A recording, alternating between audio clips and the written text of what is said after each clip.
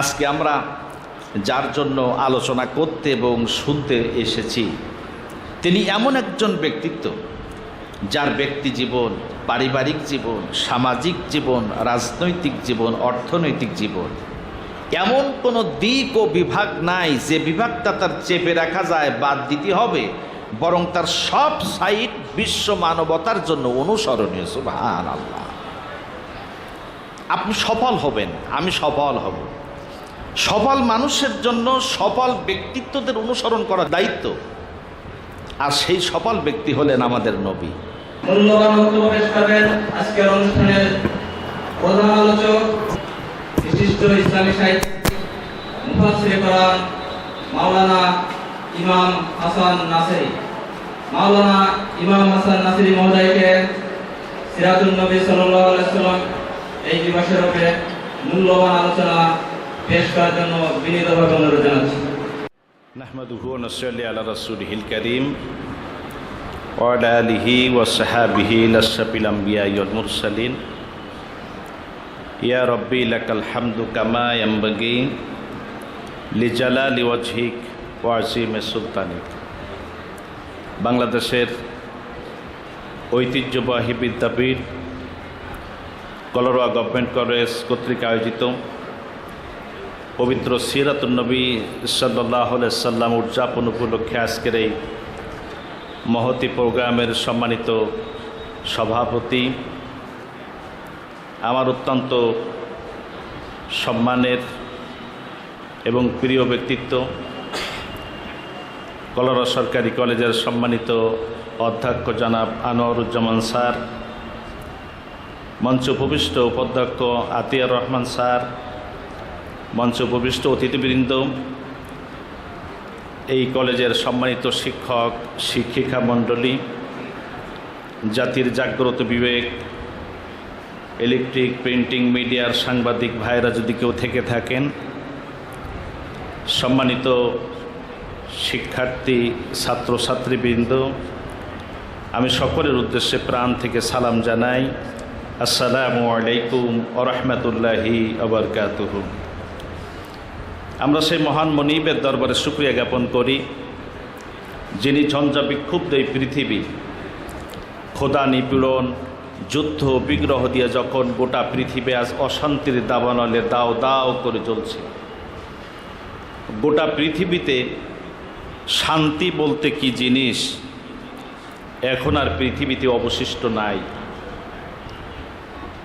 এই অশান্ত পৃথিবীতে শান্তির বার্তাবাহক মুহাম্মদ সাল্লাল্লাহু আলাইহি ওয়াসাল্লামের জীবনী শোনার জন্য, জানার জন্য যে মহান রব আমাদেরকে এখানে উপস্থিত করেছেন, সেই মহান মনিবের দরবারে আমরা শুকরিয়া জ্ঞাপন করি। আমরা বলি আলহামদুলিল্লাহ। দরুদ এবং সালাম জ্ঞাপন করি প্রিয় রসুলের প্রতি, যিনি শুধুমাত্র মুসলমানের নবী নন, তিনি মানবতার মুক্তিকামী বার্তাবাহক। তিনি শ্রেষ্ঠ লিডার, তিনি শ্রেষ্ঠ কারিগর। এ পৃথিবীতে যিনি আলোর মুখ দেখাতে এসেছিলেন, যিনি দুনিয়ায়ও আমাদের জন্য কেঁদেছেন, কিয়ামতের দিনও যিনি আমাদের জন্য কাঁদবেন, সেই প্রিয় রসুলের প্রতি দুরূদ এবং সালাম জ্ঞাপন করি। আমরা বলি সাল্লাল্লাহু আলাইহি ওয়াসাল্লাম। সম্মানিত উপস্থিতি, আমি লম্বা চওড়া কথা বলবো না। আমার ব্যক্তিগত ব্যস্ততা ছিল, আছে এখনও। ব্যস্ততার কারণে আমি বেশি সময় দিতে পারবো না। অনেকক্ষণ এখানে বসেছিলাম, আলোচনা শুনছিলাম, খুব ভালোই লাগছিল। আমি মৌলিক কিছু কথা আমাদের জন্য আলোচনা করে বিদায় নেব ইনশাআল্লাহ। প্রিয় উপস্থিতি, আমি শিখাতে আসি নাই, আর আমি কোথাও শিখাতে যাই না। আমরা পারস্পরিক আলোচনার মাধ্যমে ইসলামের একটা বুঝ নিতে চাই, এটাই হলো আমাদের মূল উদ্দেশ্য। এই পৃথিবীতে আমরা মহামানব হিসাবে অনেকের নাম ইতিহাসের পাতায় লেখা আছে। সেই মহামানবগুলোর জন্য আমরা যদি চিন্তা করি, যদি তার ব্যক্তি জীবন, পারিবারিক জীবন, সামাজিক জীবন, রাজনৈতিক জীবন, সব জীবন যদি আমরা আলোচনা করি, তাহলে আমরা দেখতে পাব হয়তো তার ব্যক্তি জীবন ভালো থাকবে, বাল্যকাল ভালো, যৌবন বয়সে এমন আকাম করে থাকে যা আর সামনে আনা যায় না। হয়তো বা এমন হয় যৌবনকাল ভালো, বৃদ্ধ বয়সে এমন একটা অবস্থা সৃষ্টি হয় তার সম্পর্কে কথা বলতে গেলে মানুষ মুখ এঁটে ধরে যে ওই বিষয়টা রেখে দাও। তার মানে একটা মানুষের সব সাইড অনুসরণযোগ্য থাকে না। আজকে একটা ভিডিও খুব কিছুদিন সম্প্রতিকালে রিলিজ হয়েছে। তিনি একজন সুনামধন্য ব্যক্তিত্ব, জাতির জন্য, বিশ্বের জন্য। ওনার ওই ভিডিওটা দেখলাম। ভিডিওটা দেখতে যেয়ে দেখলাম অভিনয়ের মধ্যে উনি হাতে সিগারেট নিয়ে টানতেছেন, ধোঁয়া উড়াচ্ছেন। এখন উনি বিশ্বের শ্রেষ্ঠ বা দেশের শ্রেষ্ঠ বা জাতির শ্রেষ্ঠ। আমি যদি তার সব সাইড অনুসরণ করতে চাই তাহলে আমাকে ধূমপায়ী হওয়া লাগে, যেটা একটা সুস্থ মস্তিষ্ক, একটা ভালো ব্যক্তির জন্য অনুসরণীয় না। এই জন্য মানুষের কোনো না কোনো একটা সাইটের গ্যাপ আছে। আজকে আমরা যার জন্য আলোচনা করতে এবং শুনতে এসেছি তিনি এমন একজন ব্যক্তিত্ব যার ব্যক্তি জীবন, পারিবারিক জীবন, সামাজিক জীবন, রাজনৈতিক জীবন, অর্থনৈতিক জীবন এমন কোনো দিক ও বিভাগ নাই যে বিভাগটা তার চেপে রাখা যায়, বাদ দিতে হবে, বরং তার সব সাইড বিশ্ব মানবতার জন্য অনুসরণীয়। সুবহানাল্লাহ। আপনি সফল হবেন, আমি সফল হব। সফল মানুষের জন্য সফল ব্যক্তিত্বদের অনুসরণ করা দায়িত্ব। আর সেই সফল ব্যক্তি হলেন আমাদের নবী।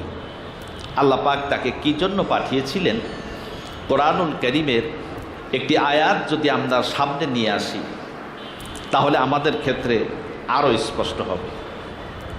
জীবন গড়ার জন্য রাসূল করিম সাল্লাল্লাহু আলাইহি সাল্লামের জীবনীটা আমাদের খুবই জরুরি। আল্লাহ কি জন্য তাকে পাঠিয়েছিলেন? সূরা জুমুয়া ৬২ নাম্বার সূরা, ২ নাম্বার আয়াত। আল্লাহ পাক বলছেন তিনি সেই সত্তা যিনি উম্মীদের মধ্যে একজন রসূল পাঠিয়েছেন, যিনি ইয়াতলু আলাইহিম আয়াতিহি ওয়া ইউযাক্কিহিম ওয়া ইউআল্লিমুহুমুল কিতাবা ওয়াল হিকমা। আল্লাহ পাক বলছেন তোমাদেরকে তার কিতাব তেলাওয়াত করে শোনাবেন এবং তোমাদেরকে পরিশুদ্ধ এবং সুসংগঠিত করবেন এবং শিক্ষা দিবেন কিতাব এবং হিকমা। তাহলে এই আয়াতটি থেকে স্পষ্ট হয়ে যায় যে রাসূল করিম সাল্লাল্লাহু আলাইহি সাল্লাম ছিলেন একজন উম্মি নবী।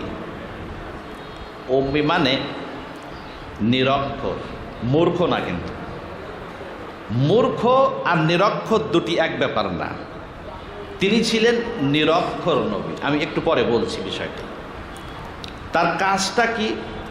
তিনি আল্লাহর কিতাবকে তেলাওয়াত করে শোনাবেন, ওয়া ইউযাক্কিহিম পরিশুদ্ধ করবেন এবং সুসংগঠিত করবেন, সুসজ্জিত করবেন, যেটাকে আমরা এক বাক্যে ইংরেজিতে বলতে পারি স্মার্ট বানাবেন। ওয়া ইউআল্লিমুহুমুল কিতাবা ওয়াল হিকমা, তিনি শিক্ষা দিবেন কিতাব এবং হিকমা। হেক শব্দের অর্থ হলো বিজ্ঞান, বিশেষ জ্ঞান, যেটা সায়েন্স, এটাকে তিনি শিক্ষা দিবেন। একটি আয়াত 1450 বছর আগে অবতীর্ণ, যে সময়টি কোনো বিজ্ঞানাগার ছিল না, কোনো গবেষণাগার ছিল না, মানুষের জীবনযাত্রার মান যেমন তেমন অবস্থা ছিল। সেই সময় আল্লাহ পাক বিজ্ঞানময় একটা আয়াত অবতীর্ণ করে রাসূল করিম সাল্লাল্লাহু আলাইহি সাল্লাম কেমন স্মার্ট ছিলেন এবং জাতিটাকে কেমন স্মার্ট বানাতে চেয়েছিলেন, আল্লাহ পাক সে মহান উদ্দেশ্য এই আয়াতের মধ্যে তিনি পেশ করেছেন। প্রিয় উপস্থিতি, আমি একটু একটু করে অল্প কথা বলে চলে যাব। আল্লাহ পাক রসুলকে বানালেন নিরক্ষর। অর্থাৎ অক্ষর জ্ঞানহীন, মূর্খ না। অক্ষর জ্ঞান আর মূর্খ এক ব্যাপার না। মূর্খ হলো তার জ্ঞান বুদ্ধি নাই, সত্যবিদ্যা বোঝে না, এগুলো হলো মূর্খ। কিন্তু নিরক্ষর অর্থাৎ তিনি লিখতে পারতেন না, পড়তে পারতেন না। ইসলামের যারা শত্রু, যারা ইসলামকে সহ্য করতে পারে না, মুহাম্মদ সাল্লাল্লাহু আলাইহি সাল্লামকে ভালোবাসে না, অন্ধ যারা আছে, তারা এটাকে পুঁজি করে নেটের ব্লগগুলোতে যখন লিখবে, দেখেন লেখা থাকে যে মূর্খ নবী, অজ্ঞ নবী, তা আবার আদর্শ হয় কেমনে? মুহাম্মদ সাল্লাল্লাহু আলাইহি সাল্লামকে আল্লাহ তাআলা নিরক্ষর নবী বানালেন, এটা কোরআনের একটা মুজিজা। কারণ হলো, আমরা যদি একটু লক্ষ্য করি, এখন যদি আপনি একটা চেক লিখে দেন, ব্যাংকের চেক, আপনি 10,000 টাকা লিখলেন, 10,000 টাকা লিখলেন, অঙ্কেও লিখলেন, কথায়ও লিখলেন, আগে পিছে কোনো সেমিকলন দিলেন না, খালি থাকলো, বেশ কিছু লেখার জায়গা থাকলো। দুইজনকে দিয়ে আপনি চেকটা ব্যাংকে পাঠাবেন, আপনার স্বাক্ষর করা আছে। এখন আপনার সামনে যে জায়গাটা আছে, এর জন্য আপনি দুইটা চেক, একটা চেক দিলেন দুইজন ব্যক্তির কাছে যে তোমরা দুইজন যাও, এই চেকটা ব্যাংকের থেকে ভাঙায় নিয়ে এসো। আপনি দিলেন 10,000 টাকা, এখন ওখানে উঠে গেল আপনার ব্যাংক অ্যাকাউন্ট থেকে, পরে আপনি দেখলেন আপনার উঠে গেছে 1,10,000 টাকা। দুজন ব্যক্তিকে পাঠাইছিলেন একসঙ্গে, একজন মোটেই লেখাপড়া জানে না, আর একজন লেখাপড়া জানে। এখন যখন জানাজানি হয়ে যাবে, তখন দোষটা কার হবে? যিনি লেখাপড়া জানেন না ওনার, না যিনি লেখাপড়া জানেন ওনার? বলেন, ছাত্রছাত্রীরা উত্তর দেন, যিনি লেখাপড়া জানেন ওনার।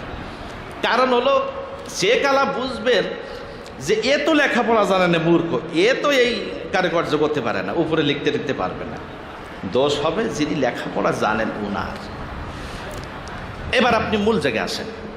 রাসূল করিম সাল্লাল্লাহু আলাইহি সাল্লামকে যদি আল্লাহ তাআলা লেখাপড়া জানাতেন, লিখতে পারতেন, পড়তে পারতেন, তাহলে কোরআনের পিউরিটি নিয়ে সন্দেহ হতো যে মুহাম্মদ সাল্লাল্লাহু আলাইহি সাল্লাম আগের যুগের কিতাবাদি পড়ে শুনে লিখে নিজের নামে বানায় দিয়েছে। আসলে এটা আল্লাহর বাণী না। আল্লাহ রাব্বুল আলামিন তার রাসূলকে লিখতে শেখান নাই, পড়তে শেখান নাই। তার মানে হলো আল্লাহ তাআলা তার নবীকে উম্মি বানিয়েছেন, আর তার দায়িত্ব দিয়েছেন ওয়ায়াতলুহুমুল কিতাব, তিনি কিতাবকে তেলাওয়াত করে শোনাবেন। অর্থাৎ আল্লাহ যা দিবেন সেইটা তিনি বলবেন, নিজে ওর মধ্যে কোনো লেখা বা যোগ করার কোনো যোগ্যতা আল্লাহ তাকে দেননি। সুবহানাল্লাহ। রাসূল করিম সাল্লাল্লাহু আলাইহি সাল্লামকে উম্মি নবী বানানো, মানে অক্ষর জ্ঞানহীন নবী বানানো, এটা কোরআনের একটা মুজিজা, পিউরিটির জন্য। আল্লাহ তাআলা বলছেন এতলু আলাইহিম, তাদেরকে তেলাওয়াত করে শোনাবেন কোরআনকে, তিনি সেটা শোনায়। ওয়াইযাক্কিহিম, জাতিকে স্মার্ট বানাবেন, সুসংগঠিত করবেন, সংশোধিত করবেন। আজকে যদি আমরা স্মার্ট হতে চাই নিজেদেরকে, তিনি যেমনভাবে করে সুসজ্জিত করেছিলেন, নিজেকে সুসজ্জিত হয়েছিলেন, ওইটার অনুসরণ ব্যতিরেকে আমরা স্মার্ট হতে পারবো না। দেখুন, তিনি এমন একজন মহান ব্যক্তিত্ব, তার সম্পর্কে পৃথিবীর সকল ঐতিহাসিক, দার্শনিক, ইতিহাসবেত্তাগণ এক বাক্যে স্বীকার করেছেন, he was the matter made not only of his own X but of all X. তিনি শুধুমাত্র তার যুগের জন্য শ্রেষ্ঠ ছিলেন না, তিনি ছিলেন গোটা জাতির, গোটা সমগ্র বিশ্ববাসীর জন্য তিনি আদর্শ। এই পৃথিবীতে অনেক থিওরি আমাদের সামনে আসে, যে থিওরিগুলো সময়ের ব্যবধানে সেটা পাগলের প্রলাপে পরিণত হয়। মুহাম্মদ সাল্লাল্লাহু আলাইহি ওয়াসাল্লাম বহু থিওরি, আগাম বার্তা পৃথিবীবাসীর জন্য দিয়েছেন। আর পৃথিবীর বড় বড় দার্শনিক, বৈজ্ঞানিকগণ, তারাও বিভিন্ন থিওরি পৃথিবীতে দিয়েছেন। আপনি যদি এই মুহূর্তে একটা জিনিস আপনাদের সামনে উপস্থাপন করি, আপনারা এই যে বিবর্তনবাদের থিওরি যিনি দিয়েছিলেন, কি নাম? চার্লস ডারউইন, ব্রিটিশ বিজ্ঞানী। 1859 সালে উনি একটা থিওরি দিয়েছেন, যে থিওরিটা বর্তমান পৃথিবীতে হাস্যস্কার হয়ে গেছে। যে মানুষ মানুষ না, এটা বানর থেকে এসেছে, বানর সিম্পাজি থেকে এসেছে, আমাদের পাঠ্যপুস্তকেও রয়েছে। এই জন্য এখন বিশ্ববাসী এখন তাকে খেতাব দান করেছে যে মানকিস গ্র্যান্ডসন। ওই ডারউইনকে এখন মানকিস গ্র্যান্ডসন বলে, তার মানে বানরের নাতি বলে ওনাকে এখন।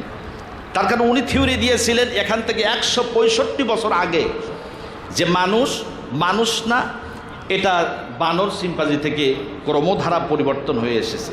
এটা চলেছিল 100 বছর খুব ভালো। তখন ডিএনএ আবিষ্কার হয়নি, তখন এইটার ব্যাপারে বিশ্ববাসী তাকে খুব বাহবা দিয়েছিল। কিন্তু যখন ডিএনএ আবিষ্কার হলো, ডিএনএ হলো এটা একটা বিজ্ঞানের বিষয়কার আবিষ্কার, একটা প্রাণীর রূপ বৈচিত্র্য, তার স্বভাব প্রকৃতি এই ডিএনএর মধ্যে এটা পরিষ্কার হয়ে যায়। এটাকে ডাবল হিলেক্স বলে বিজ্ঞানীরা, যার মধ্যে 4টি ধারা আছে, অ্যাডেনিন, গুয়ানিন, সাইটোসিন, থাইমিন। এই 4টি ধারা দিয়ে ডিএনএ তৈরি হয়। তা ডিএনএ যখন আবিষ্কার হলো তখন ডারউইনের ওই থিওরিটা পৃথিবীর বিজ্ঞানীরা চিন্তা করলো যে ডারউইন বাবাজি তো আমাদের বানাইছে বানর, তা আপাতত আসো এখন পরীক্ষা করে দেখি। ধর বানর, ধৈর্য বানর, বানর ধরে বানরের ডিএনএ নেওয়া হলো। এবার মানুষের ডিএনএ নিয়ে আসা হলো, নিয়ে এসে মানুষের ডিএনএ আর বানরের ডিএনএ এক জায়গায় করে দেখা গেল যে বানরের ডিএনএর সাথে মানুষের ডিএনএর কোনো মিল নাই। স্পষ্টভাবে বৈজ্ঞানিকভাবে প্রমাণিত হয়ে গেছে যে মানুষ বানর না, মানুষ আলাদাভাবে মানুষ থেকেই তৈরি। সুবহানাল্লাহ। এখন বর্তমান পৃথিবীতে 165 বছর পরে এসে ডারউইনের ওই থিওরি এখন ড্যামেজ হয়ে গেছে। কিন্তু এখান থেকে 1450 বছর আগে আপনার আমার নবী, বিশ্ব মানবতার মহান বন্ধু, তিনি যে ভবিষ্যৎবাণীগুলো করেছেন, আজ কোনো বিজ্ঞানের কোনো শাখা দ্বারা এটা সম্ভব হয়নি তার কোনো তথ্যকে আনসাইন্টিফিক ঘোষণা করার আজ পর্যন্ত কারোর এই হিম্মত হয়নি। আলহামদুলিল্লাহ। তো এমন একজন মহান ব্যক্তিত্ব আমাদের জীবনের আইডল হিসাবে গ্রহণ করব না, কার জীবন উদ্দেশ্য করব? তিনি একজন মহান ব্যক্তিত্ব, তার জীবন আমাদের ব্যক্তি থেকে শুরু করে সব জায়গায় খাটাতে হবে। আমরা রসুল করিম সাল্লাল্লাহু আলাইহি ওয়াসাল্লামের আগমনী বার্তা বিভিন্ন ধারা আমরা আলোচনা শুনেছি। আমাদের স্মার্ট হতে গেলে তার রসুলের জীবনকে মানতে হবে। দেখেন, একটা মানুষ পৃথিবীতে আসলে সর্বপ্রথম তার যে কান্নাটা সৃষ্টি হয়, এই কান্নাটা বহু কারণে হয়। তার মধ্যে একটা বড় কারণ হলো তার খাদ্য। আমরা আমাদের জীবনের সাথে মিলাবো। এই খাওয়ার ক্ষেত্রে রসুল করিম সাল্লাল্লাহু আলাইহি ওয়াসাল্লামের সুন্নাতটা কী ছিল? আমরা যদি স্মার্ট হতে চাই, তিনি যেমন খেয়েছেন, যেমনভাবে যা করেছেন, আমাদের সেটা করতে হবে। খাওয়ার ক্ষেত্রে তিনি আইন দান করেছেন, তিনি শিখাইছেন খেতে গেলে আল্লাহর নাম নিয়ে খেতে হবে, সে যে ধর্মেরই হোক। একজন মানুষ তার স্রষ্টা তাকে খাদ্য দিল, খাদ্য তৈরি করে দিল, খাওয়ার সুযোগ দিল, তার নাম নিয়ে খাবে না, এটা কোনো ভদ্রতা হয় না। এই জন্য রাসূল করিম সাল্লাল্লাহু আলাইহি ওয়াসাল্লাম শিখিয়েছেন যে খাওয়ার সময় বিসমিল্লাহ বলে খেতে হবে। বিসমিল্লাহ বলে খাইলে খাদ্যের যে বরকত হয়, আজকে যারা স্টুডেন্ট আমার সামনে এখানে আছেন, আপনারা তো পান আর খান অনেকেই, বিসমিল্লাহ বলে খাইলে যে মর্যাদা পাবেন জীবনের অন্যভাবে পাবেন না। বিসমিল্লাহ বলে খাবেন, খাওয়ার সময় ডান হাত দিয়ে খাবেন, দাঁড়ায় খাবেন না।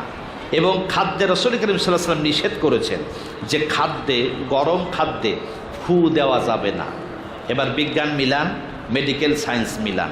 আজকের যুগের মেডিকেল সায়েন্সও বলেছে যে গালের ফু দিয়ে যদি কোনো খাদ্য এটা ঠান্ডা করা হয়, তাহলে গালের থেকে যে জীবাণুগুলো তার ভিতরে ঢোকে সেটা নতুনভাবে তার দেহে প্রবেশ করে। এখান থেকে 1450 বছর আগে রাসূল বলেছেন যে তোমরা খাদ্য দ্রব্যে ফু দিয়ে সেইটা খাবে না। তাহলে 1450 বছর রাসূলুল্লাহ সেই থিওরি আজকের যুগের বিজ্ঞান দ্বারা প্রমাণিত হয়ে গেছে। আলহামদুলিল্লাহ। তাহলে আমাদের খাওয়ার ক্ষেত্রে হলো আমরা এই নিয়মগুলো মানব এবং পেট পুরে খাবো না।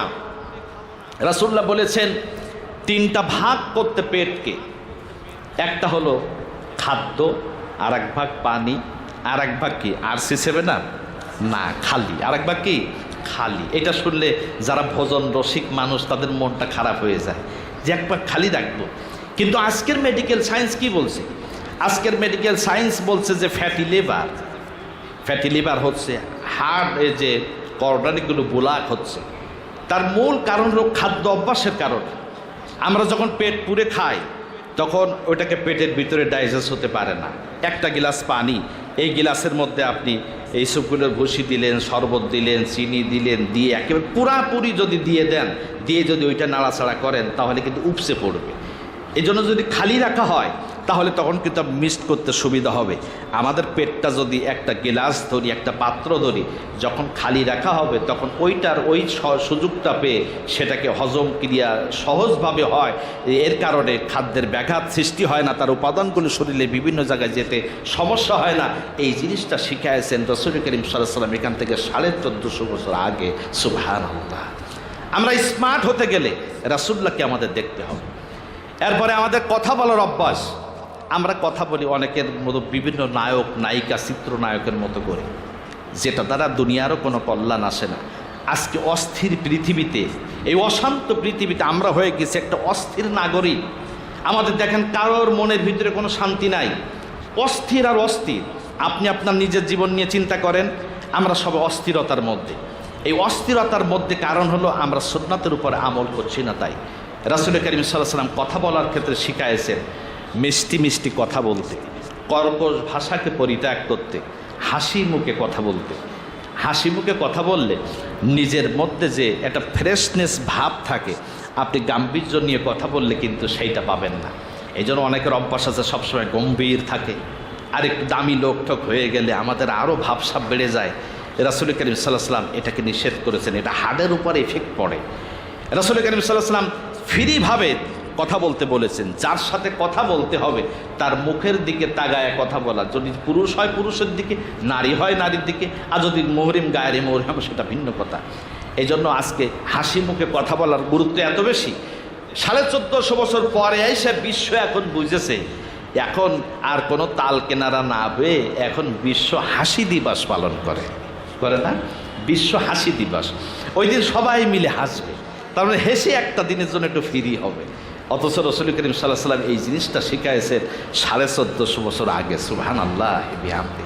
এরপরে কথা বলার ক্ষেত্রে রাসূল করিম সাল্লাল্লাহু আলাইহি ওয়াসাল্লাম বলেছেন সত্য কথা বলতে। আজকে বিশ্বব্যাপী মিথ্যার প্রতিযোগিতা। কি ব্যক্তি, কি সংসার, কি রাজনীতি, কি বিশ্ব, মিথ্যার প্রতিযোগিতা। আর রাজনীতিবিদরা যখন ডায়াসে ওঠে তখন তো বিসমিল্লাহ বলে মিথ্যা শুরু হয় আর শেষ হয় আখিরি দাওয়ানা বলে মিথ্যা দিয়ে। মিথ্যার প্রতিযোগিতা।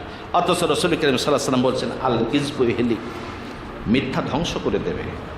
আর সিদকু ইনজি, মানুষকে সত্য মুক্তি দেয়। এই ট্রুথফুলনেস, সত্যবাদিতা যদি আমরা অভ্যাস সৃষ্টি করতে পারি তাহলে নিজের মধ্যে একটা বিরক্ত ভাব সৃষ্টি হয়, যেটা আমাদের ফিটনেস হওয়ার জন্য, আমাদের স্মার্ট হওয়ার জন্য একটা অন্যতম ভূমিকা পালন করে। আপনি যখন একটা মিথ্যা বলবেন দেখবেন নিজের মধ্যে একটা ভয় ভয় কাজ করে। একটা জিনিস আপনি মিথ্যা বলেছেন, নিজের মধ্যে ভয় ভয় কাজ করে যে না জানি সত্য প্রকাশ হয় কিনা। কিন্তু সত্য যখন বলবেন তখন আপনার মধ্যে বীরত্ব আসবে যে আমি সত্য কথা বলেছি, এর মধ্যে কোনো মিথ্যা নাই। এই জন্য সত্যবাদিতার প্রতিযোগিতা আমাদের করতে হবে। ছাত্রছাত্রীবৃন্দ যারা এখানে আসেন, আমরা যারাই আসি, আমাদের মধ্যে রাসূল করিম সাল্লাল্লাহু আলাইহি ওয়াসাল্লামের এই সুন্নত আমল করতে হবে যে আমরা আজকের থেকে সত্যবাদী হব ইনশাআল্লাহ। বলি ইনশাআল্লাহ। এরপরে আমানতদারিতার ক্ষেত্রে বিশ্বনবী হলেন মডেল। আজকে বিশ্বে আমানতদারিতা নাই বলে মানুষের মধ্যে স্বস্তি স্থিতিশীলতা উঠে গেছে। আমানতদারিতা নেই। কোরআনুল কারীমে আল্লাহ তাআলা সূরা মুমিনুনের মধ্যে বলেছেন যারা জান্নাতে যাবে তাদের একটা বড় গুণ হলো ওয়াল্লাযীনা হুম লিআমানাতিহিম ওয়া আহদিহিম রাউন, তারা হবে আমানাত এবং ওয়াদা পালনের জন্য বদ্ধপরিকর। আমানাত আজকে নাই। আমানাত দেখেন যে যার কাছে কোনো কথার আমানাত হোক, কাজের আমানাত হোক, সব কিছু মানুষ মুহূর্তের মধ্যে ভুল পাল্টে দেয়। এটা মুসলিমদের আদর্শ হওয়া উচিত না। একজন ভালো সভ্য স্মার্ট ব্যক্তির জন্য এটা আদর্শ হওয়া উচিত না। আপনি যে ধর্মেরই হন, আপনার পরে একটা আস্থা থাকা উচিত যে এনার পরে আমি কথা দিয়েছি বা কাজ দিয়েছি বা সম্পদ দিয়েছি, আমানতদারিতা, বিশ্বস্ততা এটা রাখা যে ওই ব্যক্তির উপরে এই কথাটা দিলে থাকবে, এটা যেমন দুনিয়ার কল্যাণ হবে আখিরাতের কল্যাণ হবে। আমানতদারিতার কি দৃষ্টান্ত আমাদের রাসূল রেখেছেন। বিশ্বনবী জনাবে মুহাম্মদ রাসূলুল্লাহ সাল্লাল্লাহু আলাইহি ওয়াসাল্লাম কাফের বেঈমানেরা দেশ থেকে তাড়ায় দিচ্ছেন অত্যাচার নির্যাতন করে। হুজুর সাল্লাল্লাহু আলাইহি ওয়াসাল্লাম ঘরের ভিতরে শুয়ে আছেন, হযরতে আলী রাদিয়াল্লাহু তাআলা ওনার পাশে। হযরতে আলী রাদিয়াল্লাহু তাআলা আনহু ঘুমায় আছেন। কিছুক্ষণ পরে হযরতে জিবরাইল আলাইহিস সালাম এসেছেন, এসে বলছেন, ইয়া রাসূলুল্লাহ, তাড়াতাড়ি করে ওঠেন, আমি আসার সময় দেখলাম আপনার ঘরের চতুর্পাশে কাফের বেঈমানেরা তরবারি নিয়ে দাঁড়ায় আছে, এক্ষুনি আপনার ঘরের ভিতর ঢুকে হয়তো আপনার মেরে ফেলবে, আপনি উঠুন, আল্লাহর পক্ষ থেকে নির্দেশ হয়েছে আপনি হিজরত করতে পারবেন। রাসূল করিম সাল্লাল্লাহু আলাইহি ওয়াসাল্লাম উঠলেন, হযরত আলীও উঠলেন। আলী উঠে হযরত আলী রাদিয়াল্লাহু তাআলা প্রস্তুতি নিচ্ছেন রাসূল করিম সাল্লাল্লাহু আলাইহি ওয়াসাল্লামের সঙ্গে যাবেন। রাসূল করিম সাল্লাল্লাহু আলাইহি ওয়াসাল্লাম বলছেন, আলী তুমি প্রস্তুতি নিও না, তুমি অপেক্ষা করো, এই যে সম্পদ, এই টাকা পয়সা, স্বর্ণ দ্রব্য মূল্য, এই বিভিন্ন জিনিস, এগুলো সব তুমি গুছিয়ে নাও, বুঝে নাও। বলছো কেন ইয়া রাসূলুল্লাহ? আমি চাইছিলাম আপনার সঙ্গে আমি হিজরত করব, আর আপনি আমাকে রেখে যাবেন। বলে আমি রেখে যাব তোমার এই জন্য, কাফেরেরা আমার উপর অত্যাচার করলো, তারা আমার বিরোধিতা করলো, তাদের গচ্ছিত সম্পদগুলো তারা আমার কাছে রেখে গিয়েছে আমানত স্বরূপ। আমি যদি এখন চলে যাই, বুঝায় দেওয়ার মতো কেউ থাকবে না, এজন্য তুমি এখানে থাকো, এই সম্পদগুলো তাদেরকে তোমরা সকালবেলায় তুমি বুঝে দেবে। সুবহানাল্লাহ। রাসূল করিম সাল্লাল্লাহু আলাইহি ওয়াসাল্লাম চলে গেলেন, হযরতে আলী চাদর মুড়ি দিয়ে শুয়ে থাকলেন। কাফেরেরা এসে তাকে তরবারি দিয়ে আঘাত না করে চাদর টান দিল, দেখলো আলী। বলছে মুহাম্মদ সাল্লাল্লাহু আলাইহি ওয়াসাল্লাম কোথায়? বলছে মুহাম্মদ কোথায় এটা আমি বলতে পারবো না, তোমরা পাহারা দিয়েছো। তুমি আসো কেন? আমি আসি তোমাদের এই যে গচ্ছিত সম্পদ রসুলের কাছে রেখেছিলে সেই আমানাতগুলো বুঝে দেওয়ার জন্য। এরপর রসুল করিম সাল্লাল্লাহু আলাইহি ওয়াসাল্লামের সাহাবী হযরত আলী বললেন, এই যে তোমার এইটা, তোমার এইটা বুঝে দিলেন। ওর ভিতর 7 জন ছিল যাদের আমানাত ওখানে সংরক্ষিত ছিল, বাকিগুলো পরে দিয়েছিলেন। ওই 7 জনই তখন ওই উত্তেজনা মুহূর্তে তারা বলে ফেললো, ও আমার সাথীরা, কার বিরুদ্ধে আজকে অস্ত্র ধারণ করছি? যার বিরুদ্ধে অস্ত্র ধারণ করতে আসছিলাম তিনি যদি সাধারণ মানুষ হতেন আমাদের গচ্ছিত সম্পদ নিয়ে চলে যেতে পারতেন, কিন্তু তিনি চান নাই, তিনি আমাদের আমানাতকে বুঝে দিয়েছেন। সুতরাং আমরা ঘোষণা করলাম লা ইলাহা ইল্লাল্লাহু মুহাম্মাদুর রাসূলুল্লাহ। ওখানে দাঁড়িয়ে 7 জন মুসলমান হয়ে গেল, ওদের মধ্যে ফাটল শুরু হয়ে গেল। আমানাতের কি উত্তম দৃষ্টান্ত রাখলেন। এরপরে দেখেন ওদের ক্ষেত্রে কি গুরুত্বপূর্ণ ভূমিকা তিনি রেখেছেন। রাসূল করিম সাল্লাল্লাহু আলাইহি ওয়াসাল্লাম যখন চলে যাচ্ছেন মক্কা থেকে মদিনায়, পথিমধ্যে আটকে দিল, যেতে পারলেন না, সকাল হয়ে গেল। একটা গুহার ভিতরে তিনি আশ্রয় দিলেন হযরত আবু বকরকে সঙ্গে করে নিয়ে। হযরত আবু বকর রাদিয়াল্লাহু তাআলা আনহু তিনি ওখানে গুহার ভিতরে আসেন। 3 দিন অপেক্ষা করার পর যখন বের হলেন যাবেন, পিছনে দেখলেন যে একজন ব্যক্তি দ্রুত গতিতে ঘোড়া দাপিয়ে মুহাম্মদ সাল্লাল্লাহু আলাইহি ওয়াসাল্লামকে ধাওয়া করছে। তার নাম ছিল সোরাকা নামক একজন ব্যক্তি ছুটে এসে রাসূল করিম সাল্লাল্লাহু আলাইহি ওয়াসাল্লামের পিছে ধাওয়া করেছে, এই ধরবেন কাছাকাছি। সঙ্গে সঙ্গে আল্লাহ নবী বললেন, সোরাকা তুমি ফিরে যাও। সোরাকাও বললেন, না, তোমাকে ধরতে পারলে আমি 100 উট পাবো। ওই যুগের 100 উট বর্তমান যুগের 100 মোটরসাইকেলের সেই তো দাম। বলছে তোমারে ছাড়বো না যখন বলেছেন, ওরা সোরাকার সামনের ঘোড়ার 2 পা আস্তে আস্তে মাটিতে ডেবে যাচ্ছে। এরপরে যখন ডেবে যাচ্ছে বলছে, মুহাম্মদ আর ধরবো না, ছেড়ে দাও, আমি বেঁচে যাই, আমারও রক্ষা করো। আমরা হলে তো কি বলতাম, যে আবু বকর নামো, ওর গলায় পা দাও, আরও ডেবে যাক। হুজুর সাল্লাল্লাহু আলাইহি ওয়াসাল্লাম কি দয়ার নবী ছিলেন, তিনি বললেন, সোরাকা যাও, তোমারে আমি মাফ করে দিলাম। সুবহানাল্লাহ। সোরাকার ঘোড়া উঠে গেল। সোরাকা চিন্তা করতেছে, 100 উট, এই আর আমি 100 কি করে ছাড়ি। আবার সে তখন এগিয়ে যাচ্ছে ধরার জন্য। এবার দেখা গেল রাসূল করিম সাল্লাল্লাহু আলাইহি ওয়াসাল্লাম বলছেন, যাও সোরাকা চলে যাও। বলছে, না যাব না হুজুর, আপনারা ধরলে আমি 100 উট পাবো। এবার সোরাকার পিছনের ঘোড়ার 2 পা ডেবে যাচ্ছে।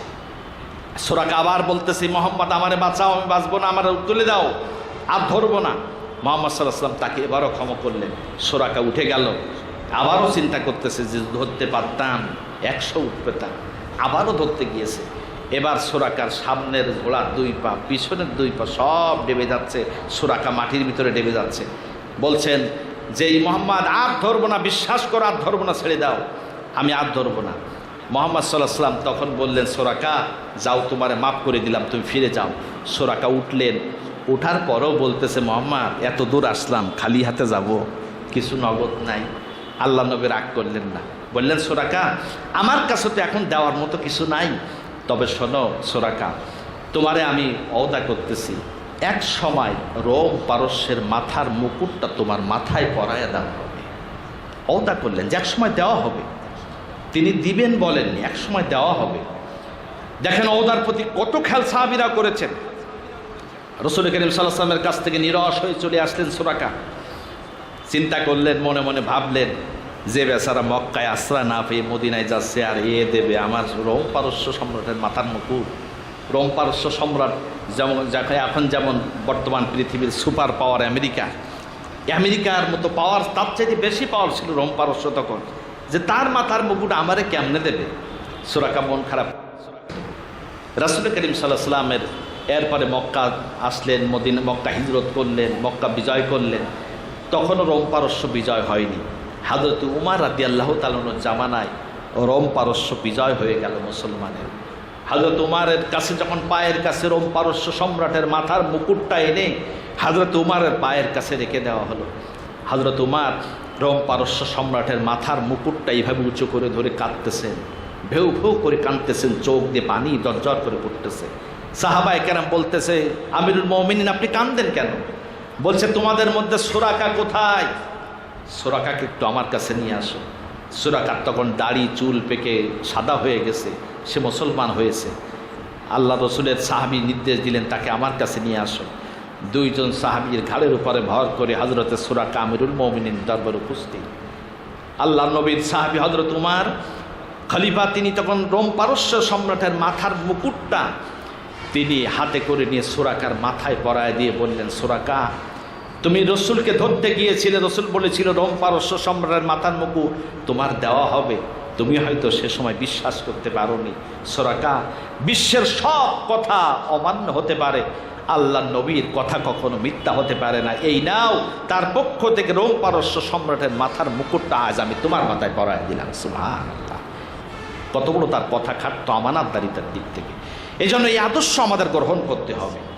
এরপরে আমি আর কথা বলাবো না, সর্বশেষে একটা জিনিস অনুরোধ করতে চাই, সেটা হলো আমাদের লাইফ স্টাইলকে রাসূলুল্লাহর লাইফ স্টাইলের সঙ্গে মিলাতে হবে। আমরা আজকে অস্থির হয়ে গেছি, গোটা পৃথিবীটা ডিভাইস কেন্দ্রিক আমরা অস্থির হয়ে গেছি। রাসূলুল্লাহর একটা ছোট্ট সুন্নত অমান্য করার কারণে আজকে আমরা এই পরিণতি। রাসূল করিম সাল্লাল্লাহু আলাইহি ওয়াসাল্লাম ঈশার পরে জাগাটাকে পছন্দ করতেন না। অবশ্য রাসূল করিম সাল্লাল্লাহু আলাইহি ওয়াসাল্লাম একটু রাত গভীর করে ঈশার নামাজ পড়তেন সাহাবীরা। আমাদের সময় অনুযায়ী এখন 9-10টা পড়বে, 10টা এরকম 9টা-10টার মধ্যে পড়বে। তা এখন রাসূল করিম সাল্লাল্লাহু আলাইহি ওয়াসাল্লাম ঈশার আগে খাইতেন, খাওয়ার পরে নামাজ আদায় করতেন। নামাজ আদায় করে তিনি আর রাত জাগতেন না, কারোর সঙ্গে কথা বলাকে পছন্দ করতেন না। একটা ছোট্ট সুন্নত, কিন্তু আপনি মাথা খাটায় দেখেন। আজকে আমরা অধিকাংশই ডিভাইস কেন্দ্রিক হওয়ার কারণে স্টুডেন্ট কি হোক, টিচার হোক, আইনজীবী হোক, বুদ্ধিজীবী হোক, এই ডিভাইস কেন্দ্রিক মোবাইলকে কেন্দ্র করে আমরা 12টা 1টা পর্যন্ত 2টা পর্যন্ত আমরা ওই সময় মোবাইল মোনাজাত করি। মোবাইল মোনাজাত মানে আল্লাহর কাছে অত সময় হাত ধরে থাকিনি, শুয়ে পড়ি, যত সময় মোবাইল ধরে রাখি। এটার কারণে কি হচ্ছে? এটার কারণে আমাদের রাত্র জাগরণের ফলে আমাদের মস্তিষ্কের ধারণ ক্ষমতা কমে যাচ্ছে, মেজাজ খিটখিটি হয়ে যাচ্ছে। সেই প্রভাবটা সকল জায়গায় পড়তেছে, কি স্টুডেন্ট, কি টিচার, কি আইনজীবী, কি বুদ্ধিজীবী, কি রাজনীতিবিদ। দেখেন মানুষের মাথার মধ্যে হাইপোথ্যালামাসাস একটা কেন্দ্র আছে, যার দুটি সেন্টার আছে, একটা হলো ফিডিং সেন্টার, একটা স্যাটিটি সেন্টার। ফিডিং সেন্টার হলো অনুভূতি জাগ্রত করে, আর স্যাটিটি সেন্টার হলো পরিতৃপ্তি কেন্দ্র। এই দুটি সেন্টার যখন মানুষের ড্যামেজ হয় তখন মানুষ ভারসাম্যহীন হয়ে যায়। আল্লাহ পাক রাতকে দিয়েছেন বিশ্রামের জন্য, আরাম করার জন্য। এই রাতের ঘুম যখন কম হয়ে যায়, এই সারাদিনের পরিশ্রমের যে কোষ কলাগুলো ক্ষয় হয়, রাতে এক ধরনের হরমোন নিঃসৃত করে আল্লাহ তাআলা এই কোষ কলাকে সংশোধন করে মানুষের ফিডিং সেন্টার এবং স্যাটিটি সেন্টারকে জাগ্রত করেন। একটা ডিভাইস আল্লাহ তাআলা ওখানে একটা প্রোগ্রাম সেট করেছে। এখন ওই রাত যখন আমরা জেগে থাকি তখন ওই প্রোগ্রামটা মাথায় কাজ করে না করার পরে আমাদের বিভিন্ন মস্তিষ্কের বিভিন্ন সেলে রক্তক্ষরণ হয়। এরপরে মানুষ মানসিক টেনশনের মধ্যে পড়ে, আত্মহত্যার প্রবণতা বেড়ে যায়, মিজাজ খিটখিটে হয়, রাগ বেড়ে যায়, অস্থিরতা বাড়ে। আজকে রাসূল করিম সাল্লাল্লাহু আলাইহি ওয়াসাল্লামের এই সুন্নাতটা অমান্য করার কারণে আমরা সব জায়গায় ঠকে যাচ্ছি। এই জন্য আমি অনুরোধ করব সকলের কাছে, আসলে আমরা রাসূলুল্লাহ সুন্নতকে প্র্যাকটিস করি। আমরা স্বাভাবিকভাবে 6 ঘন্টা 8 ঘন্টা, 8 ঘন্টার বেশি না, 6 ঘন্টার কম না, এটা মেডিকেল সায়েন্স বলেছে।